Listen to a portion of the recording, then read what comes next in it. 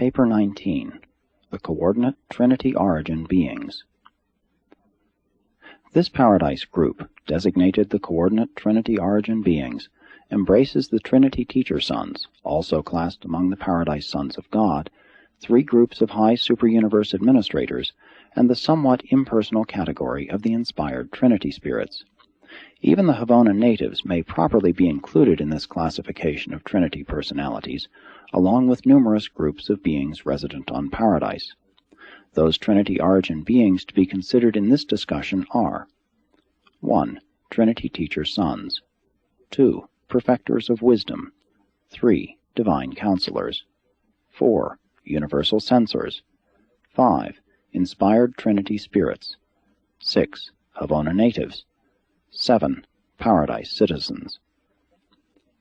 Accepting the Trinity Teacher Sons and possibly the inspired Trinity Spirits, these groups are of definite numbers. Their creation is a finished and past event. 1. The Trinity Teacher Sons.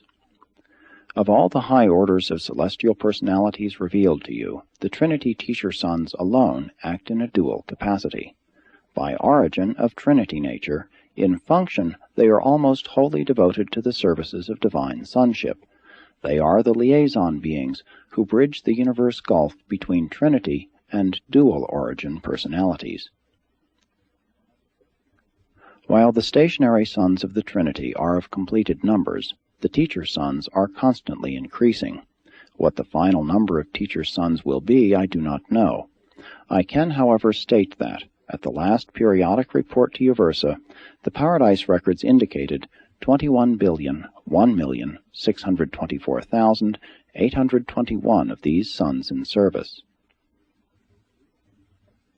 These beings are the only group of the sons of God revealed to you whose origin is in the Paradise Trinity. They range the central and super-universes, and an enormous core is assigned to each local universe. They also serve the individual planets, as do the other Paradise Sons of God. Since the scheme of the grand universe is not fully developed, large numbers of teacher sons are held in the reserves on Paradise, and they volunteer for emergency duty and unusual service in all divisions of the grand universe, on the lone worlds of space, in the local and super-universes, and on the worlds of Havona. They also function on Paradise, but it will be more helpful to postpone their detailed consideration until we come to the discussion of the Paradise Sons of God. In this connection, however, it may be noted that teacher sons are the supreme coordinating personalities of Trinity origin.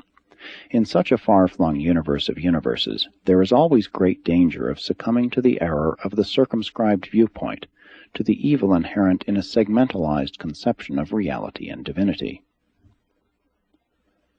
For example, the human mind would ordinarily crave to approach the cosmic philosophy portrayed in these revelations by proceeding from the simple and the finite to the complex and the infinite, from human origins to divine destinies. But that path does not lead to spiritual wisdom. Such a procedure is the easiest path to a certain form of genetic knowledge, but at best it can only reveal man's origin. It reveals little or nothing about his divine destiny. Even in the study of man's biologic evolution on Urantia, there are grave objections to the exclusive historic approach to his present-day status and his current problems. The true perspective of any reality problem, human or divine, terrestrial or cosmic, can be had only by the full and unprejudiced study and correlation of three phases of universe reality: origin, history, and destiny. The proper understanding of these three experiential realities affords the basis for a wise estimate of the current status.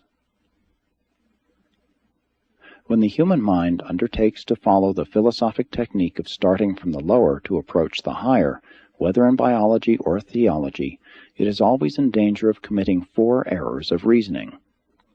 1. It may utterly fail to perceive the final and completed evolutionary goal of either personal attainment or cosmic destiny. 2. It may commit the supreme philosophical blunder of oversimplifying cosmic evolutionary, experiential reality, thus leading to the distortion of facts, to the perversion of truth, and to the misconception of destinies. 3.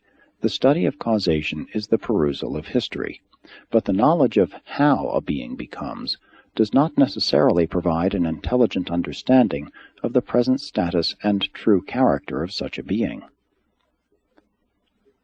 4. History alone fails adequately to reveal future development, destiny. Finite origins are helpful, but only divine causes reveal final effects. Eternal ends are not shown in time beginnings. The present can be truly interpreted only in the light of the correlated past and future.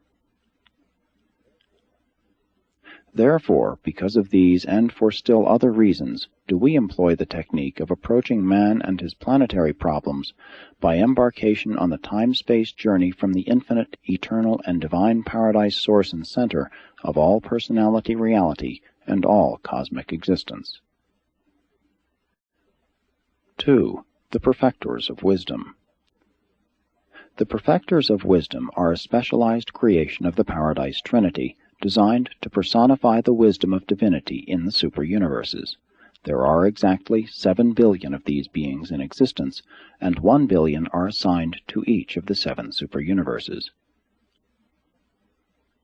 In common with their coordinates, the divine counselors and the universal censors, the Perfectors of Wisdom pass through the wisdom of Paradise, of Havona, and except for Divinington, of the Father's Paradise spheres.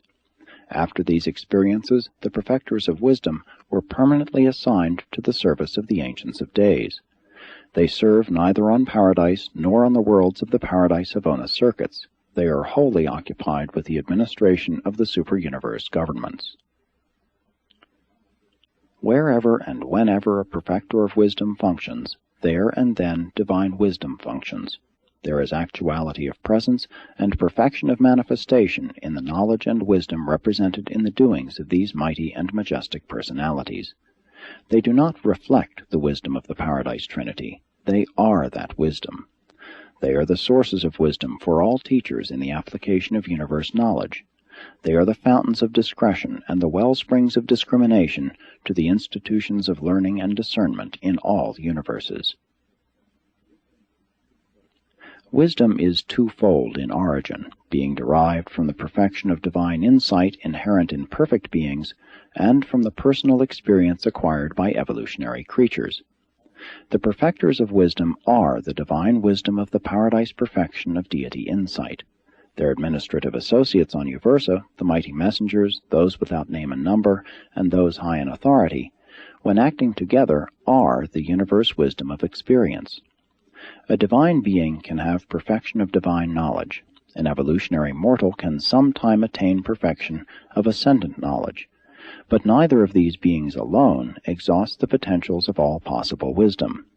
Accordingly, whenever in the conduct of the super-universe it is desired to achieve the maximum of administrative wisdom, these perfectors of the wisdom of divine insight are always associated with those ascendant personalities who have come up to the high responsibilities of super-universe authority through the experiential tribulations of evolutionary progression. The Perfectors of Wisdom will always require this complement of experiential wisdom for the completion of their administrative sagacity. But it has been postulated that a high and hitherto unattained level of wisdom may possibly be achieved by the Paradise Finalators after they are sometime inducted into the 7th stage of spirit existence. If this inference is correct, then would such perfected beings of evolutionary ascent undoubtedly become the most effective universe administrators ever to be known in all creation. I believe that such is the high destiny of Finalators. The versatility of the Perfectors of Wisdom enables them to participate in practically all of the celestial services of the ascendant creatures. The Perfectors of Wisdom and my order of personality, the Divine Counselors, together with the universal censors, constitute the highest orders of beings who may and do engage in the work of revealing truth to the individual planets and systems, whether in their earlier epochs or when settled in enlightened life. From time to time we all make contact with the service of the ascending mortals, from an initial life planet on up through a local universe and the super-universe